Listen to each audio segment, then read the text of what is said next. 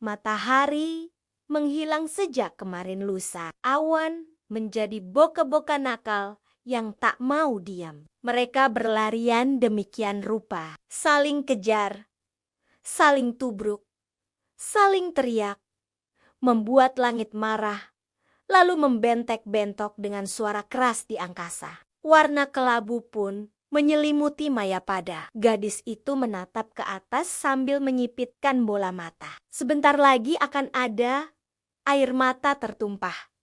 Bersiap saja. Malam itu, jalan perempatan yang biasanya sepi, kali ini ramai oleh kendaraan yang berhenti di pinggir jalan, hanya untuk melihat apa yang telah terjadi di perempatan tersebut. Sebuah insiden tabrak lari baru saja terjadi, menyebabkan satu korbannya tergeletak, bersimbah darah, tak berdaya di jalan. Seorang petugas Satlantas berjongkok di sisi gadis korban kecelakaan yang masih setengah sadar. Petugas tersebut berusaha memberikan dorongan agar sang gadis bertahan hingga ambulans datang membawanya ke rumah sakit. Gadis tersebut membalas dengan senyuman tipis di sela kesakitan yang ia rasakan. Darah segar mengucur dari hidung dan bibirnya.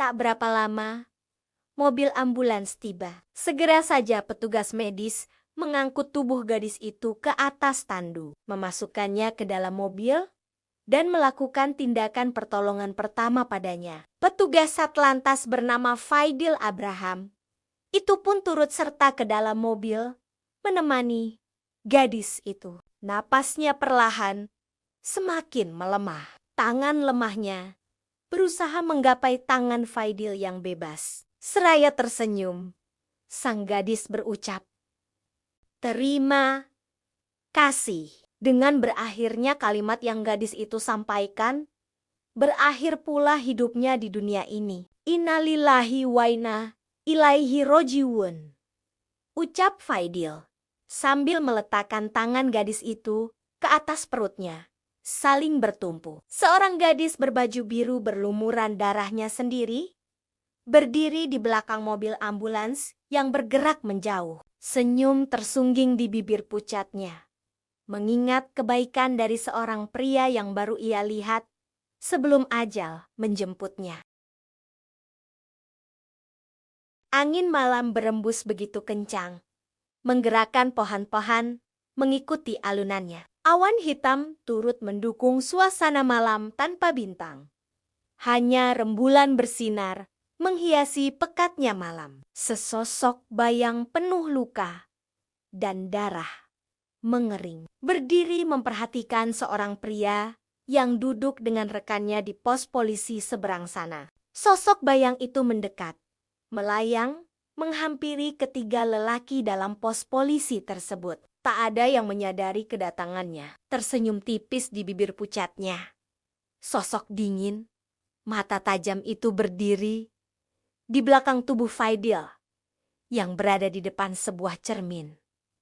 Yang rasanya ada yang aneh. Faidil tiba-tiba merasakan bulu kuduknya berdiri. "Apa yang aneh, Dil?" tanya temannya. Belum sempat menjawab, tiba-tiba langit berkilat cepat, menimbulkan suara dahsyat di dekat mereka. Cahaya yang ditimbulkan memperlihatkan sosok itu di cermin belakangnya. Salah seorang lelaki berkumis dari ketiganya tak sengaja melihat ke arah cermin. Melihat sosok bayangan berdiri di belakang Faidil, menyeringai padanya. Sontak pria berkumis memuntahkan kopi yang baru saja ia minum. Tubuhnya terjungkal ke belakang, saking kagetnya. Gedebuk!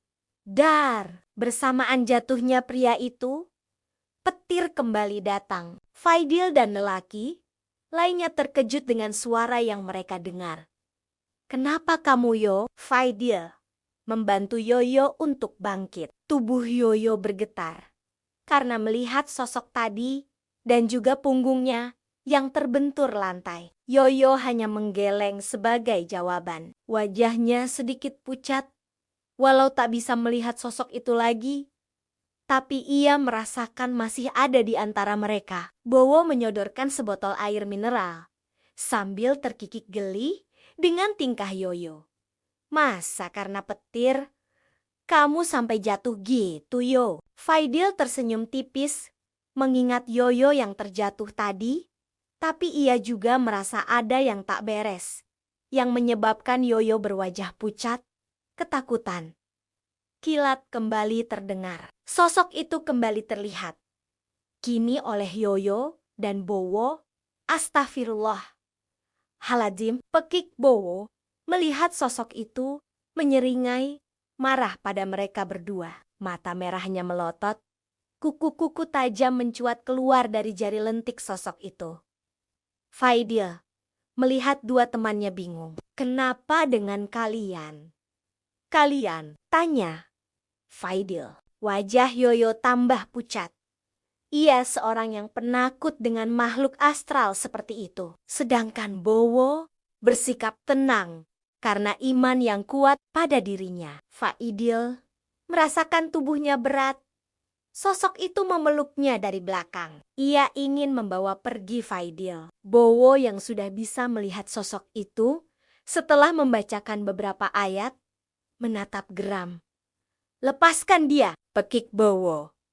Faidil terkejut. Bowo berteriak marah ke arahnya. Tapi ia tak bisa bertanya apa penyebabnya. Suaranya tertahan di tenggorokan. Napasnya tersengal. Pandangan matanya mulai kabur. Kepalanya terasa pening. Sosok itu mencengkram tubuhnya dengan erat. Lepaskan dia, pergi kau. Perintah Bowo pada sosok itu. Sosok itu mengerem marah. Jari lentik dengan kuku tajam terarah pada Bowo, mencekik lehernya dari jarak jauh. Bowo memegang lehernya, berusaha melepaskan jeratan tak kasat mata, sembari membaca terus ayat-ayat suci Al-Quran. Yoyo panik melihat tingkah Bowo. Ia ingin bantu, tapi dirinya ketakutan. Faidil tak berdaya dalam kukungan sosok arwah penasaran itu. Dia setengah sadar.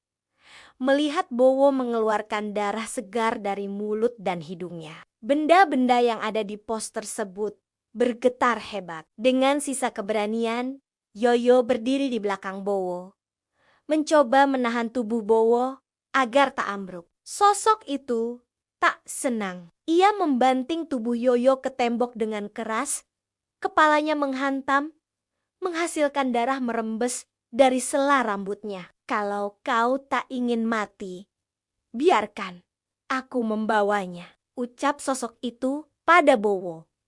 Sosok itu juga tak bisa pergi karena doa yang dibaca Bowo. Rupanya sosok itu kesusahan melawan dua pria. Kekuatannya juga belum seberapa karena dirinya baru saja meninggal beberapa hari yang lalu. Faidil walaupun tak berdaya, tapi sosok itu merasakan hawa panas dari tubuhnya. Karena Faidil membaca ayat-ayat suci juga. Bunyi gemerutuk tulang patah terdengar dari tubuh Faidil dan Bowo. Sedangkan sosok itu mengeluarkan asap tipis. Pergulatan mereka semakin dahsyat. Semua benda di sekitar mereka melayang.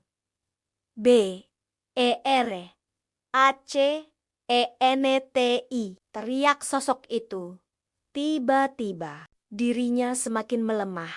Hal itu dimanfaatkan Faidil dan Bowo untuk melepaskan diri. Aku hanya ingin bersamanya. Aku mencintainya. Suara sosok itu melemah. Perlahan, sosok itu berubah menjadi gadis cantik berbaju biru. Rambutnya panjang, matanya berkaca-kaca. Raut wajahnya menunjukkan kesedihan. Aku tak ingin sendirian. Aku mohon. Pinta gadis itu lirih. Kukungannya pada Faidil dan Bowo terlepas. Faidil berjalan tertatih, mendekati Bowo yang masih berdiri di atas lututnya, dan berhadapan dengan gadis yang meninggal beberapa hari yang lalu itu. Faidil dan Bowo saling berpandangan. Perlahan, arwah penasaran itu menangis, terisak. Hidup dan matiku kesepian. Tak ada lelaki yang mencintaiku, ujar sosok itu. Sesenggukannya terdengar begitu sepi dan memilukan. Lelaki-lelaki sialan itu melemparkanku ke depan mobil yang melaju kencang setelah rami-rami memperkosa diriku. Sambungnya, sosok itu masih terguguk. Angin berembus dingin, mengeluarkan aroma kepedihan yang menyayat. Hati Faidil terasa sesak. Kedua anggota Satlantas itu semakin terdiam. Diam-diam Bowo berbisik pada Faidil.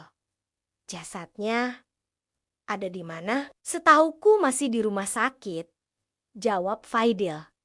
Tak ada keluarga yang kehilangan, tanya Bowo.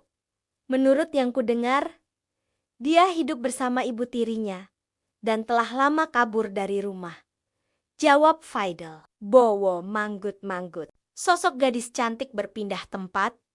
Kini ia bersimpuh di tepi jalan raya dekat tikungan perempatan. Ia menunduk dan bahunya terguncang. Tangisannya masih terdengar memilukan. Pulanglah ke tempatmu yang seharusnya. Beristirahatlah dengan tenang. Lupakan dendamu pada semua orang. Kami akan mengurus jenazahmu, janji Bowo pada arwah gadis itu.